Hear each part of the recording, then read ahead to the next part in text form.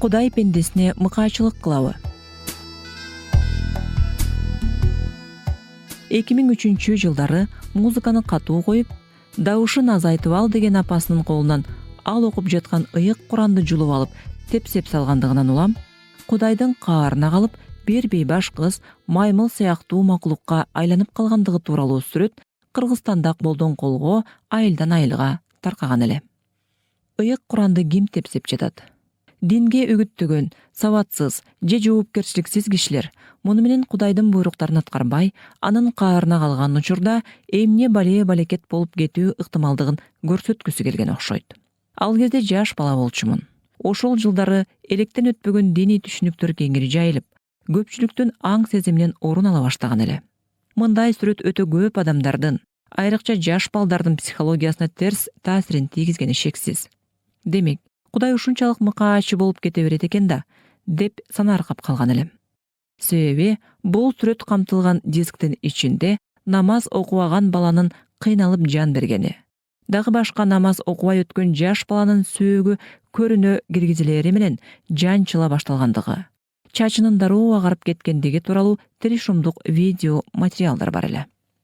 Ошол коркунучтуу видеого Курандын айрым аяттарынын арабча окулушун кошуп монтаждашкан экен. Бул тиришумдук видеолордун таасиринде бир канча жыл көңүлүм чөгүп жүрдүм. Кийин атайын динаятчылык билимим тереңдеген сайын мындай нерселердин динге таптакыр тиешеси жок экенин аңдай баштадым. Мен билгенден азыр деле өлкөбүздө Кудай ушундай.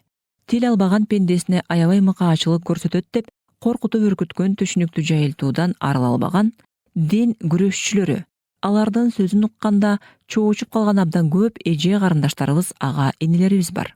Балким, аларга пайдасы тийип калар деп ой бөлүшүп жатам. Мындай материалдарды камтыган дисктер жок эле дегенде 10 миңдеп сатылган окшойт. Жалпысынан алганда намаз окуу, Куран окуу сыяктуу бир канча жөрөлгөлөрдү аткарбаган пенде мына ушундай каарга калат деген түшүнүктү алар табити начар, ыплас, түркөй материалдар аркылуу таңуулап кеткен. Албетте, ал учурда деги намаз окубаган же ыйык Куран китебин тепсеген кишиге мынча каардуу мамиле кылган Кудай, элдин акысын жеп, миллиондогон долларды жалмаган, акыйкатсыз чечими менен далай момундук какшаткандарга эмне канчалык каарын көргөзбөйт деген сыяктуу суроолор корккондон ойго деле келбептир. Анығында Куранда мусулманга намаз окууну буйруган аят да бар. Башка бирөөнүн акысын жебөөнү да буйруган ага теңдеш аят да бар.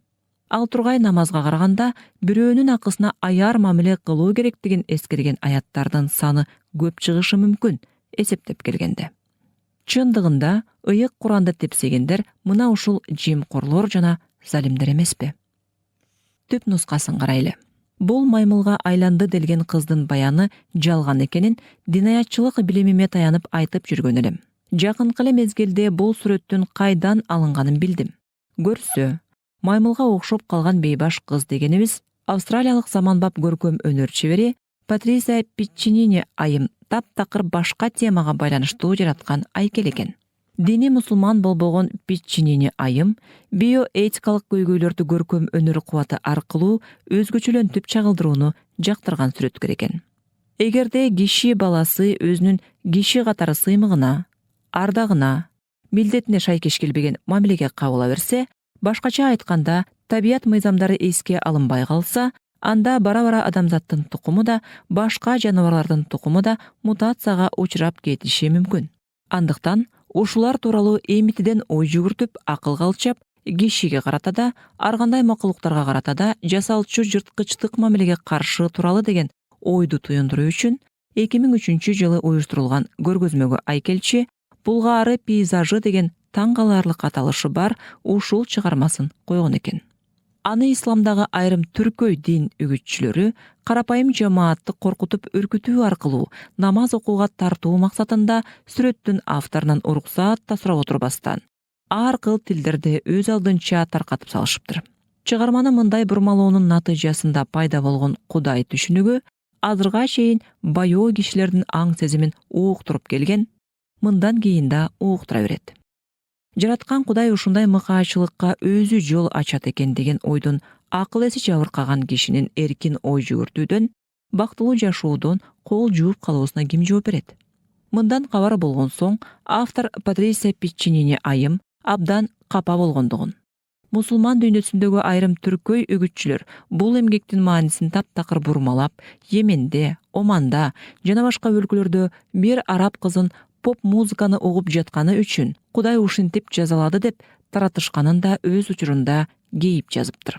Чынында да бул жорук менин намысыма тийди. Анткени ал мен айтайын деген ойдун теңирден тетрисин бериптир. Түп нускада мен макулук менен наристенин ортосундагы өз ара тартылууну чагылдыргым келген болчу. Ал эми динге байланыштырылган жасалма уламышта бул макулук кандайдыр бир жийиркеничтүү сыпатталыптыр. Сүйүүгө төнгөн карым-катнаш, бул иштин маңызы таптакыр ойрондолгон экен. Кыскасы, келечектеги дистопия, эбегейсиз зор мүшкүлдүктүн азабын чеккен коом же кырдал тууралуу сар санааларды визуалдаштырган, оор учурда да сүйүүнү, адамгерчиликти унутпагыла деген сүрөткердин идеясын таптакыр түшүнбөстөн, өзүн диний үгүтчүмүн деп санагандар автордук укукту бузуп, жалганчылык кылышкан экен. Көрсө, мындай үгүтчүлөр үчүн кишинин ар намысына шек келтирбөө керектигин туу туткан түшүнүктү жеткирүүнүн ордуна, кандай жол менен болбосун мусулман кишинин намаз окуп калышын камсыздоо зор мааниге ээ болгон экен. Караңыздарчы, илим билимден алыс, чындыкты каалагандай бурмалоого даяр киши элди эмнелерге гана азгырбайт. Айтмакчы, үгүтчүлөр тараткан бул жалган маалыматты сынга алып чыккан макалалар Туркияда дагы жарык көрүүдө. Артык кылам деп тыртык кылбайлы. Кандай болсо да, жыйынтыгында көп киши намаз окуп калды го. Мунун эмнеси жаман деген күдүк ой деле пайда болушу мүмкүн. Бул жалган чүргөмөнү атайын соода сатык максатында колдонуп, каймагын капчыгына урган шылуундар мусулман жамы журтунун ичинен айрым өтө ишенчээк жана караңгы катмарынын тайкы түшүнүгүнөн пайдаланды го чиркен. Чындыгында Кудай пенделеринин аң сезимдүү түрдө сыйынуусун каалайт. Кудай эч качан өзүнүн кандайдыр бир жырткыч жаныбардан корккон сыяктуу коркуубузду каалабайт. Коркууга таянган мамилени такыр эле каалабайт. Түркөйлүккө негизделген мүңкүрөөнү талап кылбайт. Адилет болууга, акыл эстүү, чынчыл болууга чакырат. Кызыгы, мындай бурмалоочу мазмундагы видео жана сүрөт материалдар эч азайбай, кийинки жылдары да чыгып турду. Баяу адамдарды ого бетер адаштыруучу бузуклар таптакыр окшошпогон нерселерге деле диний маңыз кийирип тарата беришти. Мисалы, ажыга барып келген бир кемпир каабаны тегеренип жылан сыяктуу сойлоп келдик деп койгондугу үчүн ташка айланып калыптыр дегендей имишке ишендирүү үчүн таштан жасалган жыландын айкелинин сүрөтүн пайдаланышты. Алла деп арабча жазылган аарынын уясы, помидордун уруктары, Австралиядагы же Африкадагы айтор фактыны текшерүү оңой болбошу үчүн алысыраак жактагы козунун терисиндеги арабча Алла сөзүнө окшогон так сыяктууларды тараткан жалганчылардын үгүт баракчаларын байма-бай эле көрүп калдык. Булардын баары Кудайдын пенделерине эскертип, коркутуучу кадамдары катары бааланып жиберилди. Куранда сыпатталган табиятына караганда, Кудай мындай жосунсуз кадамдарга таптакыр барбайт. Мындайча айтканда, Кудай күнөөкөрдү жазалоону, сооптуу кишини сыйлоону адамдардын эркине да байланыштырган. Болбосо, азыр эле коомчулуктун, жалпыга маалымдоо каражаттарынын, ал түгүл бийликтин эч алы келбей жаткан кылмышкер, жемкор, мыйзамдагы оору, паракор жана башка жексурларды оор учурда дарыны 10 эсе кымбаттаткандарды жана башкаларды көз алдыбызда эле Кудай чыңыртып алып кетип турбайт беле. Кудай өзүн пенделери таанып билсин деп табият мыйзамдарын жараткандыгын, аларды жакшы билип, бактылуу жашоо, адилеттүүлүктү камсыздоо үчүн баарыбыз, ар бирибиз күрөшүүбүз зарыл экенин качан түшүнөбүз. Эң эле жөнөкөй мисал катары адамдын организминдеги укмуштарды, табият мыйзамдарынын кынтыксыз иштеп жаткандыгын карап туруп эле Кудайдын бар экендигин билсек болот. Ошол эле кубулуштарды эволюциялык жол менен табигый түрдө келип чыкты деген пикирди тараткан окумуштуулардын арасында бактылуу өмүр сүрүп, жүзгө чыккандар да бар экенин айта кетели. Көз алдыбызда турган кереметтерди көрбөй, Кудайдын аарынын уясына өз изин, өз ысымын араб тилинде калтырганга аргасыз болгонуна ынанып кала турганчалык аң сезими мокогон пендеден жараткан өзү анчейин үмүтү болбосу керек го дейм. Андыктан мындай окуяларды Кудайдын каардануусу, анын өзгөчө кадамы катары баалаганга эч кандай илимий негиз жоктугун жаш муундарга тынымсыз айтып туруу зарыл. Келиңиздер, айрыкча жаш балдардын дений аң сезимин калыптандырууда жети өлчөп биргесели. Мындай коркунучтуу, эч кандай илимий негизи жок түшүнүктөрдөн балдарды оолак кармайлы.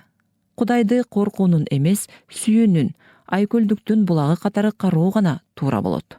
Эң башкысы, бардык жаатта болгондой эле диний жаатта да жазылгандын, айтылгандын бардыгы туура боло бербестигин эске алып, ошондой бир беткей маалыматты таркаткан үгүтчүнүн өзүнүн билим деңгээли кандай экендигин калыс баалай жүрсөк.